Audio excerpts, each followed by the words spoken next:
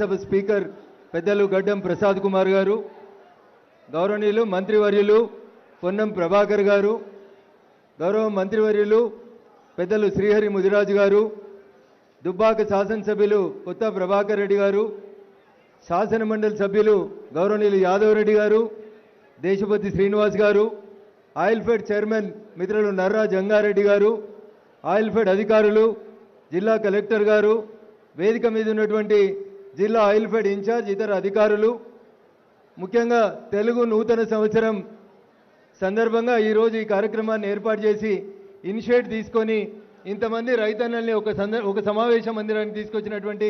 వ్యవసాయ శాఖ మంత్రివర్యులు గౌరవనీయులు తుమ్మల నాగేశ్వరరావు గారికి మరొకసారి కృతజ్ఞతాభివందనాలు తెలియజేస్తూ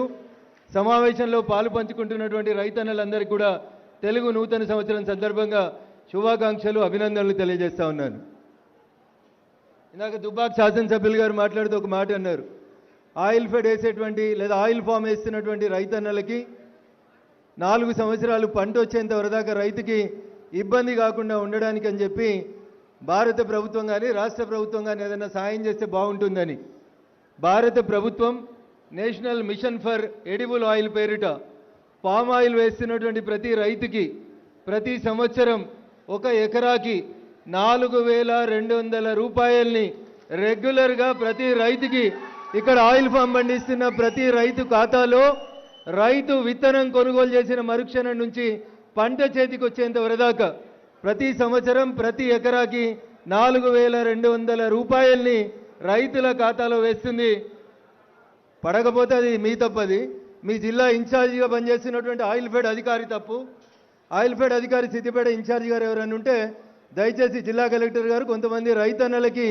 4,200 రూపాయలు పర్ ఎకర్ రాలేదంట, ఆ వివరాలు సేకరించి 22వ తారీఖు రోజు ముఖ్యమంత్రి వచ్చేసరికి ప్రతి రైతుకి ఏ రోజు ఏ తారీఖున ఎన్ని డబ్బులు పడ్డాయనేది స్టేజ్ మీద మీరు చదివి చెప్పాల్సిందిగా నేను ఈ సందర్భంగా విజ్ఞప్తి చేస్తూ ఉన్నాను. ఎందుకంటే తెలంగాణలో ఆయిల్ ఫెడ్ అనేటువంటిది సంస్థ గత 5 సంవత్సరాల నుంచి చాలా గొప్పగా పనిచేసి డబ్బులు లేకుండా ఇబ్బందులలో ఉన్నటువంటి స్థితులలోంచి ఈరోజు సుమారు 200 కోట్ల రూపాయల్ని బ్యాంకులలో ఫిక్స్డ్ డిపాజిట్ నిధుల్ని పెట్టుకునేంత గొప్పగా ఆయిల్ ఫెడ్ సంస్థ ఎదిగింది. దీనికి కారణం భారత ప్రభుత్వం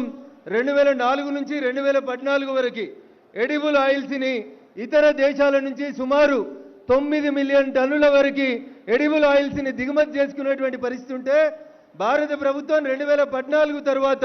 పామ్ ఆయిల్ మీద పెంచినటువంటి సబ్సిడీ, రైతన్నలకు ఇస్తున్నటువంటి ప్రోత్సాహం, నేను ఇందాక చెప్పిన 4,200 పర్ ఎకర్ రైతన్నకు ఇస్తున్నటువంటి విధానం పట్ల రైతన్నలు ఆకర్షితులైనరు. దేశం మొత్తం సుమారు 15 లక్షల ఎకరాల లోపల ఈ పంట సాగు అవుతా ఉంటే అందులోపల మన తెలంగాణ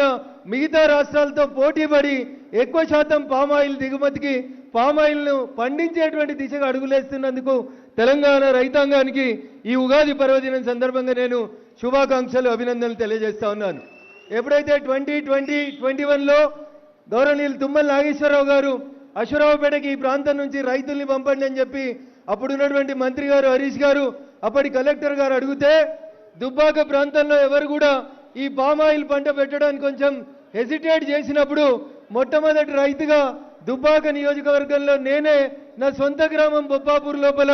పామాయిల్ పంటకి శంకుస్థాపన చేయడం జరిగింది. దాదాపు 3,000 ఎకరాలు సిద్దిపేట నియోజకవర్గం తర్వాత ఈరోజు సిద్దిపేట జిల్లాలో 3 నుంచి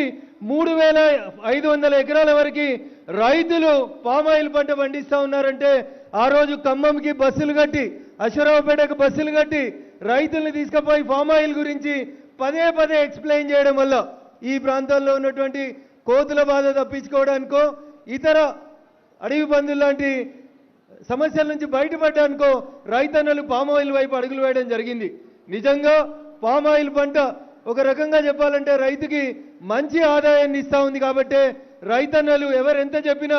రైతు అన్ని లాభ నష్టాలని బేరీజ్ వేసుకున్న తర్వాతనే తన పొలంలో ఏ పంట వేయాలనేది నిర్ణయించుకుంటాడు. ప్రభుత్వం ఎన్ని ప్రోత్సాహకాలు ఇచ్చినా ఎన్ని సబ్సిడీలు ఇచ్చినా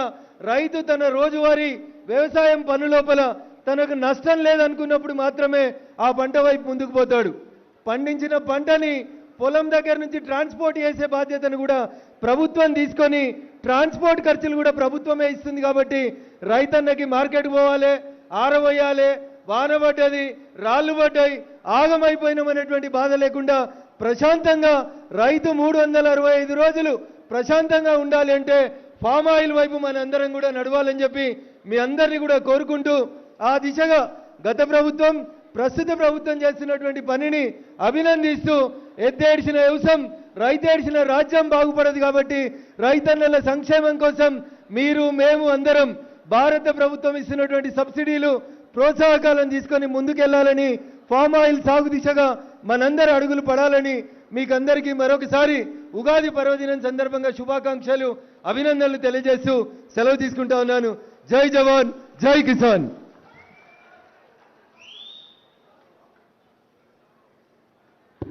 పెద్దలు